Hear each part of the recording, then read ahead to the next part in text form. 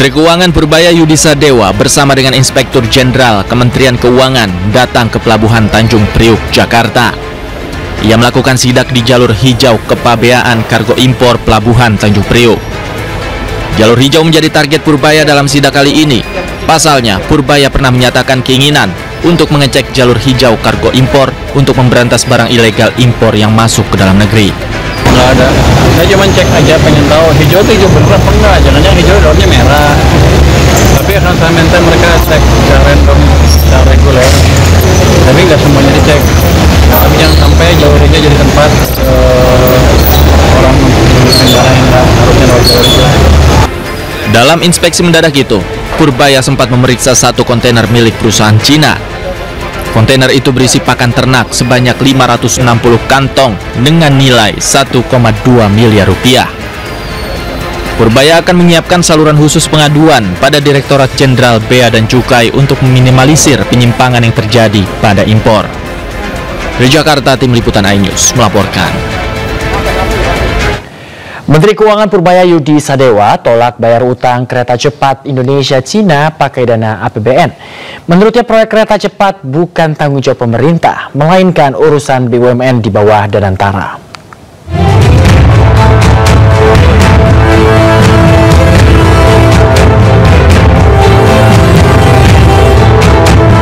Menteri Keuangan Purbaya Yudi Sadewa menolak menggunakan APBN untuk membayar utang proyek kereta cepat Jakarta-Bandung.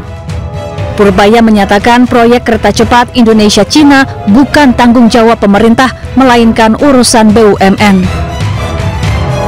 Saya belum dihubungi untuk masalah itu, Mbak. Nanti begitu ada saya di jumpa pers yang mingguan, saya kasih tahu update-nya seperti apa. Yang jelas sekarang saya belum dihubungin tentang masalah itu. Tapi kalau ini kan kayak sisi di bawah Danantara kan ya. Kalau di bawah Danantara kan mereka udah punya manajemen sendiri, udah punya dividen sendiri yang rata-rata setahun bisa 80 triliun atau lebih. Harusnya mereka manage dari situ, jangan ke kita lagi.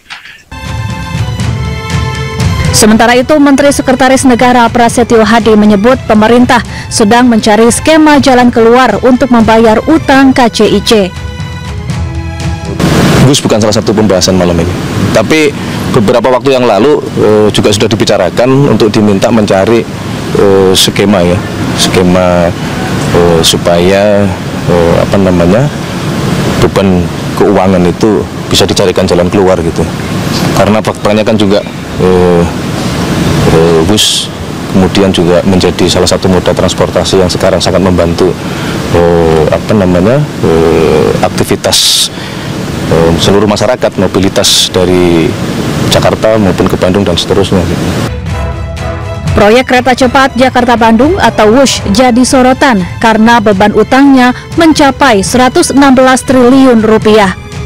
Super Holding BUMN Danantara tengah mencari cara meringankan pembiayaan proyek ini, termasuk opsi meminta dukungan dari APBN. Meski hingga kini belum ada permintaan resmi dari Danantara kepada Kementerian Keuangan.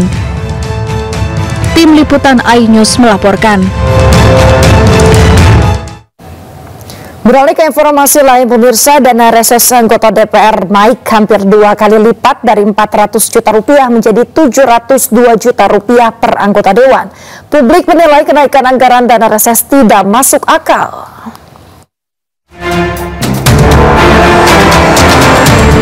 Lagi-lagi Dewan Perwakilan Rakyat disorot publik. Kali ini bukan tentang tingkah laku anggotanya yang nirempati atau tunjangan perumahan bernilai fantastis, melainkan muncul kabar dana reses melonjak naik dari 400 juta rupiah menjadi 702 juta rupiah.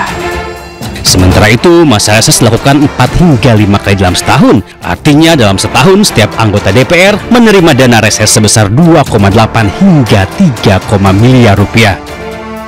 Kenaikan anggaran dana reses sontak memantik reaksi publik. Peneliti Formavi Lusius Karus menilai dana 702 juta rupiah per anggota DPR tidak masuk akal.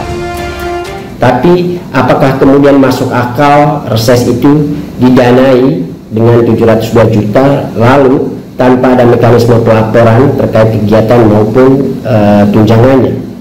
Saya kira ini perlu dibicarakan lagi dan 702 juta per reses per anggota itu tentu sangat fantastis, sehingga perlu dihitung lagi budget yang paling masuk akal untuk kegiatan reses ini dengan hasil-hasil yang kemudian kita lihat selama ini kira-kira berapa, dan itu tentu tidak sampai 702 juta itu. Sementara Wakil Ketua MPR RI Edi Suparno enggan berspekulasi mengenai isu kenaikan dana reses. Ia menyerahkan hal itu kepada Sekretariat Jenderal DPR RI.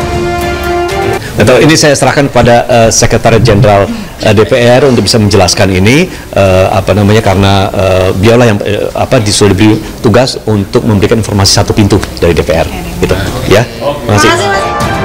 Sebagai bentuk pertanggungjawaban dan transparansi, DPR akan membuat aplikasi khusus agar masyarakat bisa mengetahui penggunaan dana reses.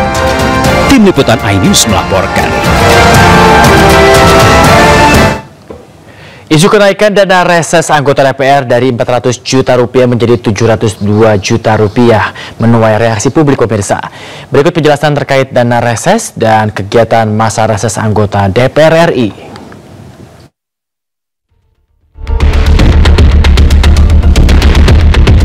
Masa reses adalah kunjungan kerja anggota DPR ke daerah untuk menyerap aspirasi masyarakat. Masa reses berlangsung 4 hingga 5 kali dalam 1 tahun. Sementara dana reses adalah anggaran untuk membiayai kegiatan operasional kunjungan kerja anggota DPR, seperti pertemuan tatap muka. Pada periode 2019 hingga 2024, dana reses sebesar 400 juta rupiah per anggota dewan. Sementara pada periode 2024 hingga 2029, dana reses naik hingga 702 juta rupiah per orang, atau naik 76%. Dalam 1 tahun, setiap anggota DPR mendapat dana reses 2,8 hingga 3,5 miliar per anggota dewan.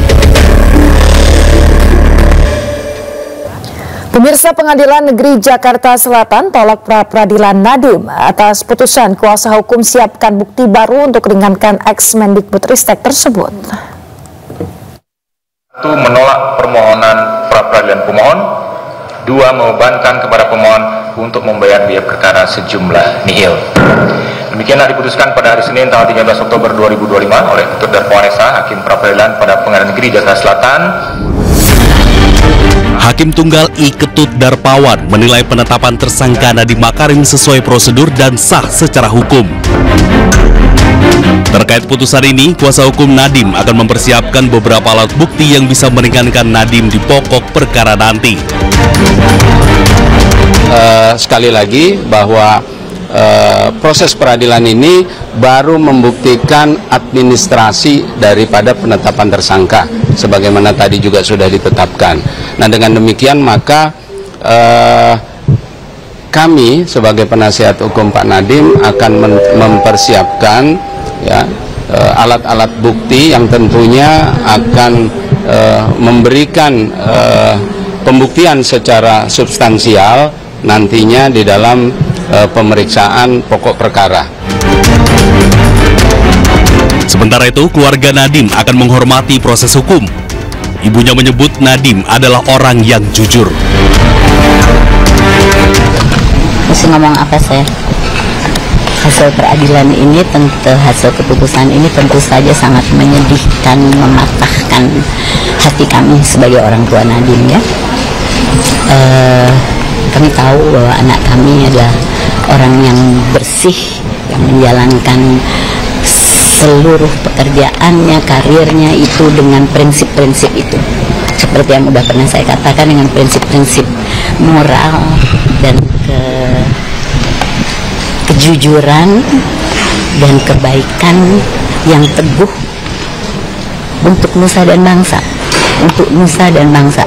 Kita sedih dan nggak mengerti mengapa ini semua terjadi, bisa terjadi. Tapi setelah mengatakan itu, ya udah, sekarang kita hadapi perjuangan ke depan yang pasti masih panjang, nggak mungkin panjang. Tapi saya tahu bahwa anak saya anak yang jujur, dan dia akan berjuang dan dia akan mengungkapkan kejujurannya itu. Sebelumnya, Kejaksaan Agung menetapkan Nadiem tersangka bersama 4 orang lainnya dalam kasus pengadaan laptop Chromebook. 4 orang telah ditahan, sementara 1 tersangka Juristan masih buron. Adapun kerugian negara mencapai 1,9 triliun rupiah.